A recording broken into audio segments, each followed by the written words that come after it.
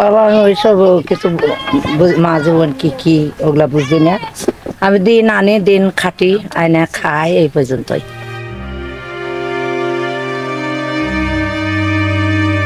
কাপা কাপা গলায় এই কথাটি বললেন ৭০ বছরের জাহেদা বিবি। রাজশাহীর ভদ্রা লেকের পাশে একটি ছোট্ট টিনের ঘরে তার দিন কাটে একাকী। ১৯ বছর আগে স্বামী মারা যাওয়ার পর থেকে একাই সংগ্রাম করে গেছেন জীবনযুদ্ধে। ২ মেয়েকে বিয়ে দিয়েছেন, এখন থাকেন নিঃসঙ্গ। জীবনের শেষ প্রান্তে এসে এই নারী চালান ভ্যান। কখনো ভাঙড়ি কোড়ান, মাসে আয় হয় মাত্র ৫ থেকে ৭,০০০ টাকা। সেই টাকাতেই চলে তার একাকী জীবনের খরচ। তাকে যখন জিজ্ঞাসা করা হয় মা দিবস নিয়ে, তার চোখে মুখে একটাই প্রশ্ন, মা দিবস আবার কি? আমি তো জানি না বাবা। মা জীবন কি কি ওগুলা বুঝি না। আমি দিন আনি দিন খাটি আয়না খাই এই পর্যন্তই।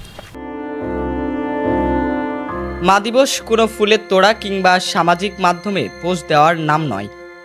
মা দিবস মানে জাহিদা বিবির মতো হাজারো মায়ের জীবনের গল্পকে দেখা, শোনা, বোঝা, যারা কোনো স্বীকৃতি ছাড়াই চুপচাপ নিজের সবটুকু দিয়ে গেছেন সন্তানদের জন্য।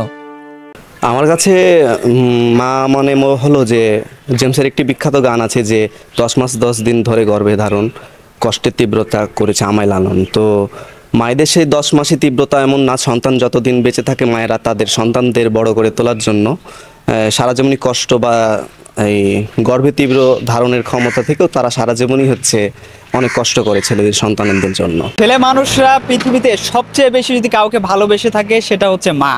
কিন্তু ছেলেরা কখনোই মাকে মুখ ফুটে বলতে পারে না মা তোমাকে ভালোবাসে। আর মা দিবস বলে কোনো বিষয় না, ছেলেরা প্রতিনিয়ত তার মাকে সবচেয়ে বেশি ভালোবেসে থাকে। তাই প্রতিটা মা চাই পৃথিবীর প্রতিটা মাই ভালো থাকুক, সুস্থ থাকুক এবং প্রতিটা মায়ের জন্য দোয়া রইল। জাহেদা বিবির মতো মায়েরা কোনো দিবসের অপেক্ষা করেন না। তারা প্রত্যেক দিন সন্তানদের ভালো রাখার প্রার্থনাতেই দিন কাটান। আশরাফুল অন্তর, ধূমকেতু নিউজ, রাজশাহী।